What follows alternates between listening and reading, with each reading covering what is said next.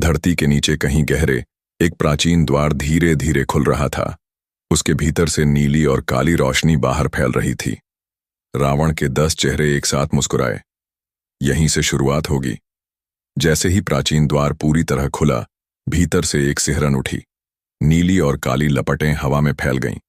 राख के गुबार से एक आकृति धीरे धीरे उभरने लगी।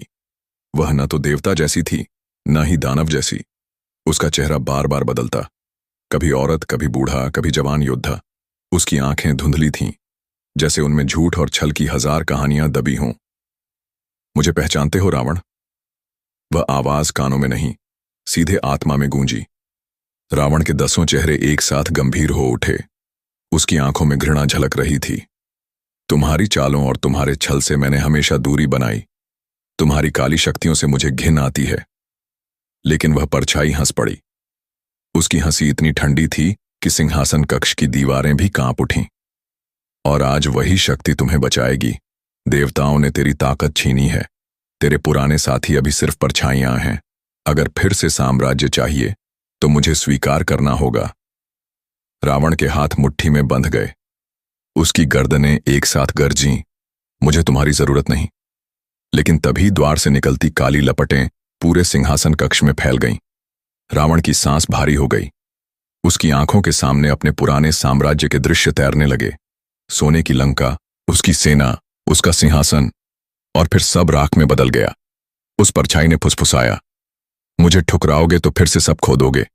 मुझे स्वीकार कर लो और मैं तुझे वह शक्ति दूंगा जो तेरे 10 सिरों को भी भारी लगे। रावण चुप हो गया। उसके 10 चेहरों में संघर्ष साफ झलक रहा था। नफरत और लालच की लड़ाई। रावण की 10 गर्दनें धीरे धीरे झुकीं, मानो सोच रही हों। उसका चेहरा अब गुस्से से नहीं, बल्कि ठंडी गंभीरता से भरा था। मैं जानता हूं, छल और काली शक्तियां कितनी खतरनाक होती हैं। अगर मैंने तुम्हें स्वीकार किया तो शायद मेरा साम्राज्य तुम्हारे हाथों की कठपुतली बन जाएगा। लेकिन उसकी आवाज गूंजी, अगर तुम सच में उतनी ही शक्तिशाली हो जितना कहती हो तो पहले मेरे सामने खुद को साबित करो। परछाई ठंडी हंसी हंसी, और वह शर्त क्या होगी लंकेश? रावण ने अपने सिंहासन के पास टूटे खंभे की ओर इशारा किया।